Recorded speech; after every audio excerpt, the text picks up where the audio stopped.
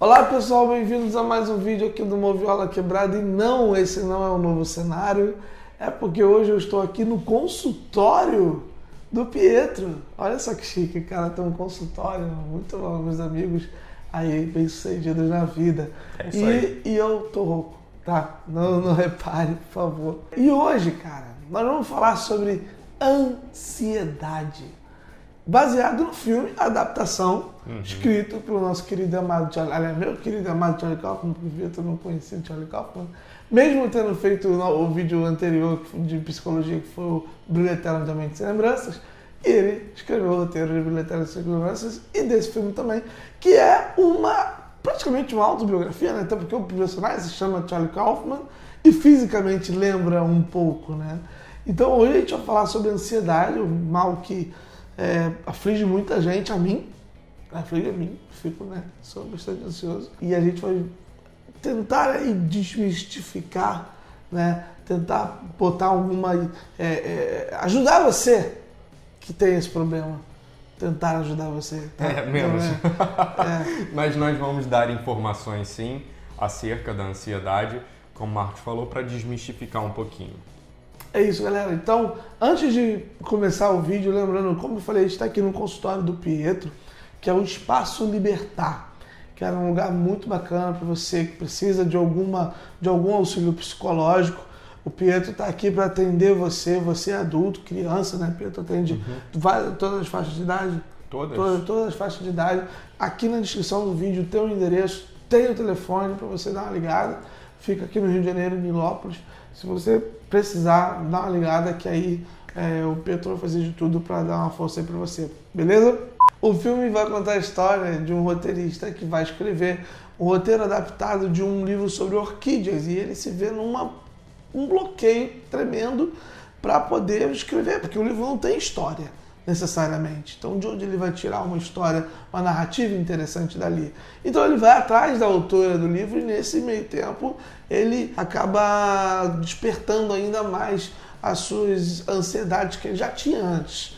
E com relação ao amor, com relação à interação com outros seres humanos e com relação ao seu próprio trabalho, já que ele tem um irmão gêmeo que também quer se lançar nessa carreira de roteirista e acaba sendo bem sucedido, né, no seu primeiro roteiro. Então isso tem toda uma questão autorreferencial com relação ao Charlie Kaufman, que é de fato o roteirista do filme Adaptação.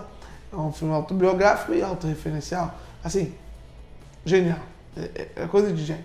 E aí, meu caro, vamos falar sobre ansiedade. Eu estou ansioso por isso. É normal que você esteja ansioso por isso. Porque é normal você estar ansioso. Na verdade, a ansiedade, por si só, ela é um traço, tá? Ela pode ser um traço de personalidade, pode ser uma característica da pessoa, né? É bom a gente não pôr a ansiedade nesse papel de vilã. A ansiedade não é vilã. A ansiedade por si só não é uma coisa ruim. O ruim é quando ela passa a ser tão intensa que atrapalha a vida, né? Em seus vários aspectos. No amor, no trabalho, enfim, né? Quando a ansiedade perturba algum campo da existência, ela passa a ser, de fato, um transtorno. Antes não, ela pode ser só uma característica e, às vezes, a ansiedade é mega necessária. Por exemplo, se você vai, sei lá, vou dar um exemplo aqui meio bobo, mas você vai fazer uma prova. Se você entrar relaxado demais para essa prova, você corre o risco de cometer erros bobos, porque a ansiedade, num nível, claro, né, saudável, ela te deixa mais alerta, mais focado. Então a ansiedade também tem um caráter bom, não vamos só assumir aqui que a ansiedade é uma coisa ruim. Beleza? Interessante. E é legal saber disso, porque assim, no filme nós temos nosso personagem de foco aqui, que é o Charlie Kaufman, vivido pelo Nicolas Cage, nesse filme Adaptação, que ele está num bloqueio criativo muito forte. Ele está sendo incumbido de adaptar um livro sobre orquídeas, mas ele não consegue achar uma história ali, né? É um filme autobiográfico e autorreferencial até. Eu, assim, como cinéfilo, conhecendo a obra de Charlie Kaufman, eu tenho certeza que o Charlie Kaufman seria capaz de fazer um filme sobre orquídeas. Mas ali ele está querendo mostrar pra gente, no filme, que ele está tendo um bloqueio, que ele está tendo dificuldades grandes de relacionamento com pessoas, principalmente na área sentimental. Né? E no início do filme eu acho muito bacana, que normalmente na interpretação do personagem, né, a gente tem sempre assim, tudo que você vê um personagem fazendo pela primeira vez num filme, normalmente é o que vai pautar a maior característica dele no decorrer da narrativa. E quando a gente tem, não é ele aparecendo, mas é um voice-over dele mostrando todas as suas angústias. Caramba, eu sou careca, eu sou feio, eu sou gordo. Do I have an original thought in my head? My bald head. Maybe if I were happier, my hair wouldn't be falling out. Life is short. I need to make the most of it. Today's the first day of the rest of my life. A ansiedade num nível tão extremo que esse cara tem. É um poço de ansiedade ambulante, o Nicolas Cage. E, cara, antes da gente fazer o vídeo, a gente conversava e você me falou que isso era ansiedade social. Fobia social ou transtorno de ansiedade social. Isso segundo o DSM-5, que é um manual diagnóstico. A gente já falou sobre o DSM-5 nos vídeos. Eu acho que em praticamente todos os vídeos eu cito uma vez o DSM. Isso é importante, né? Porque é a referencial. É claro, porque o que está sendo dito aqui está sendo baseado em informações científicas. Sim, lógico. Agora, não é achismo, pelo amor de Deus. Não, de forma alguma. O DSM-5 classifica o transtorno de ansiedade social, assim, em linhas gerais, tá? Eu não vou citar, obviamente, exatamente o que eles falam, mas assim, em linhas gerais, é um tipo de transtorno que envolve medo ou ansiedade de situações sociais, de uma ou mais situações sociais em que um indivíduo possa ser julgado ou avaliado. Mas aí a gente esbarra numa coisa. Esse medo de você ser julgado é um medo muito comum. Sim. Então é capaz de eu falar isso e as pessoas acharem que sofrem de ansiedade social porque travam na sala de aula, sei lá. Não. É uma coisa mais profunda do que isso. Você que está passando por isso só tem ansiedade social se estiver passando pela mesma coisa em vários outros momentos, em vários outros contextos da sua vida. Não é só o medo de falar em público, que tem que ser cuidado, sim, claro, não estou minimizando, só que a ansiedade social é complexa porque ela acaba sendo o medo de ser avaliado pelo outro e o medo que o outro saiba que você tem medo da avaliação dele. Olha só. Olha que ciclo de retroalimentação. Então, assim, vamos lá, vamos falar do filme, né? Sim. O cara, ele tá conversando com uma mulher e ele tá lá suando e ele tem muita preocupação com a calvície dele. My leg hurts. I wonder if it's cancer. There's a bump. I'm starting to sweat. Stop sweating. I've got to stop sweating. Can she see it dripping down my forehead? Oh, she looked at my hairline. She thinks I'm bald. You think you're great. Aí ele tá pensando sempre em termos muito autodepreciativos. Então ele tá não só nesse ciclo de se autocriticar, mas ao mesmo tempo ele tá preocupado com essa autocrítica que ela possivelmente está fazendo. Mas dentro dele ele tem certeza absoluta que é isso que ela tá fazendo. Aí mora o drama da coisa toda, entendeu? Porque passa a ser extremamente disfuncional você ter contato com outras pessoas, sendo que você sempre ou frequentemente projeta nelas ou acredita que elas estão tendo julgamentos depreciativos sobre você. Imagina o nível de sofrimento que isso traz. É impressionante. Na vida cotidiana. Não, é engraçado que isso bloqueia ele a nível dele não conseguir ter um relacionamento com uma pessoa que está claramente interessada por ele. Sim. Aquela menina Amélia no filme, né? E assim, isso é triste, cara, quando tu vê que tu tá torcendo pro personagem e ele não consegue dar um passo à frente. Dá nervoso, não dá? Dá vontade de ir lá, vai, de ajudar, de vai, empurrar. Cara, vai lá. Né? Mas assim, que se entenda, né? Eu tava falando mais cedo contigo também que às vezes a gente lê um manual diagnóstico, estudantes de psicologia, vocês vão me entender. A gente lê um manual diagnóstico e a gente acaba achando que nós temos todas as patologias dali. A gente acha que nós temos todos os transtornos porque é muito fácil a gente apresentar um traço da nossa personalidade que a gente confunde com um transtorno inteiro, né? Não é isso. Não é porque você trava de vez em quando para conversar com uma pessoa ou que você se preocupa de vez em quando com a sua aparência e você tem pensamentos autodepreciativos que necessariamente você tem um transtorno. Se você consegue levar adiante a sua vida de uma forma relativamente saudável, eu digo relativamente porque altos e baixos todos temos, mas se você consegue levar a sua vida de uma forma relativamente saudável, cara, você não tem um transtorno.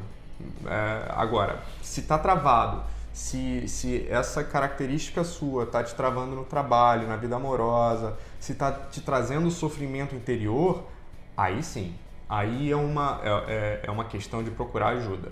Existe sim um tipo de especificador de ansiedade social que é ligado ao medo de falar em público, né? Que ainda está ligado à ansiedade social, mas que, enfim, não é que você que tem receio de falar lá na sua sala de aula tenha necessariamente ansiedade social, mas se for uma parada realmente muito séria, é bom dar uma olhada. E, assim, existem algumas situações no filme com o Charlie, né, que eu acho que é interessante pontuar, porque tem muitos momentos no filme onde ele está tentando, que a ideia basicamente é essa, ele está querendo escrever o roteiro baseado no Orquídeas, como eu falei anteriormente, ele está bloqueado, e ele quer colocar uma história, só que ele vai atrás da autora do livro, e ele meio que se apaixona, de certa forma, pela autora do livro. Quem não se apaixonaria pela Meryl Streep?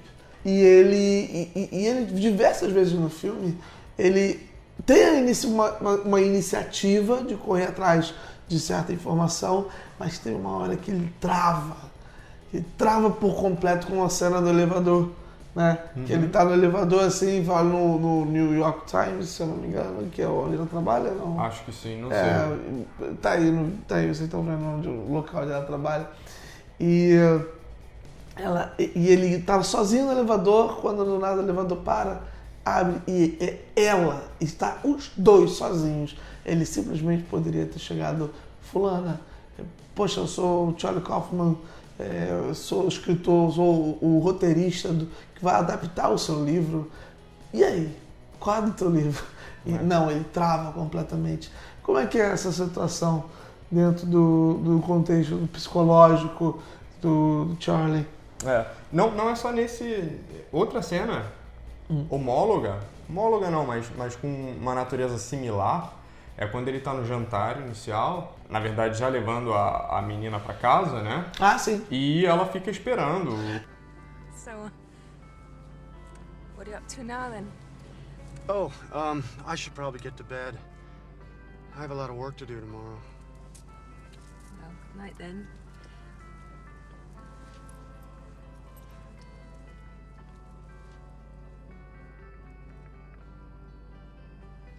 I would stay out. It's just that I've really been struggling on the script right now. I've been thinking about it too small. E ele antecipa um desastre. Sim. Ele antecipa um desastre. Então, já que falamos de antecipação, vamos falar de ansiedade antecipatória, que é uma coisa muito comum nos transtornos de ansiedade. Ou seja, você já vai pensando em tudo que pode acontecer antes de que aconteça. E outra característica muito prevalente nesses transtornos é a catastrofização. Você pensa num cenário de alguma coisa que vai acontecer que pode ter múltiplos resultados. Sim. Existe um nível saudável, né, nessa situação. Claro que existe. É bom você se antecipar alguma coisa claro. para responder melhor à realidade. Sim. Agora, quando você se foca nas alternativas mais catastróficas e nos desdobramentos delas, aí, amigo, é um abraço. Aí é uma receita para o sofrimento, porque você vai ficar pensando só nas piores coisas possíveis e nas suas consequências. E é exatamente isso que o Kaufman faz. E é por isso que ele trava. Porque, assim, é muito fácil pra gente olhar... Gente... É bastante, né? Enfim, é muito fácil pra gente julgar o Kaufman, só que a gente não sabe o que ele sente por dentro. Lógico. Então você imagina um cara que tem certeza que as piores coisas vão acontecer, porque ele vai chegar e se lançar assim, sabe? É também um pouco de quando ele evita, e essa é uma palavra-chave, a evitação, é porque na ansiedade antecipatória dele, ele já previu um desastre. Dentro dele, esse desastre é certo que vai acontecer, por mais irracional que isso seja. E por que ele vai se lançar na faca? Ele evita. Ele faz a evitação justamente porque, por dentro dele, ele tem uma determinada certeza daquilo. Pode ser uma certeza completa, pode ser que ele tenha algum nível de consciência de que aquilo é irracional ou não, mas ele tem uma certa certeza, para ser bastante repetitivo. Redundante. Pra mim foi uma experiência muito legal ver esse filme pelo seguinte, como eu sou fã do Charlie Kaufman e a maioria dos personagens que ele cria, os personagens principais, como por exemplo o personagem do John Cusack em Quero Ser John Malkovich, ou o personagem do Joel, que interpretado pelo Jim Carrey em Brilho Eterno de Uma Mente Sem Lembranças, ele tem um quê de Charlie Kaufman, né, dentro da sua psique, né, do seu jeito de falar, do jeito de ser, e existe toda uma linguagem inserida no roteiro para mostrar isso. E aqui tem uma piada dentro do filme que é com relação ao voice-over, que ele tem isso para mim é surreal, de ver o Charlie Kaufman tendo que se consultar com um professor de roteiro, que para mim ele é genial, eu não imaginava que ele poderia ter que passar por isso. Deixa eu falar, talvez a pessoa que esteja assistindo não saiba o que é um voice-over. Ah, verdade. Então explica o que é um voice-over. Será que eu digo para as pessoas o que é um voice-over? Ou faço elas pesquisarem no Google? Ele já previu. Isso é um voice-over. Isso é um voice-over. Entendeu? Então aí isso rola em vários filmes do Charlie Kaufman, porque a gente é a forma com que ele tem que a gente entre na cabeça do personagem, né? A gente conhece os anseios, seus medos, e todos esses personagens são ansiosos e tem Por que será? um certo nível de medo em diversas situações. E eu gosto tanto assim dessa brincadeira. O Pietro mencionou os 30 minutos finais, que realmente fica uma parada meio surreal. Mas vale a pena ver o filme. Vale mesmo muito assim, a pena. mesmo assim. Porque o filme, se você gosta de roteiros e esse tipo de lógico. universo, ele é um filme cheio de metalinguagens, Claro. cheio de referências à própria situação que eles estão tentando fazer, né? Que é um roteiro. Como você falou de metalinguagem, eu mencionei o professor de roteiro, né? E ele fala, não use voice-over. E no momento que ele No momento que ele tá fazendo voice-over, né? Exatamente no momento.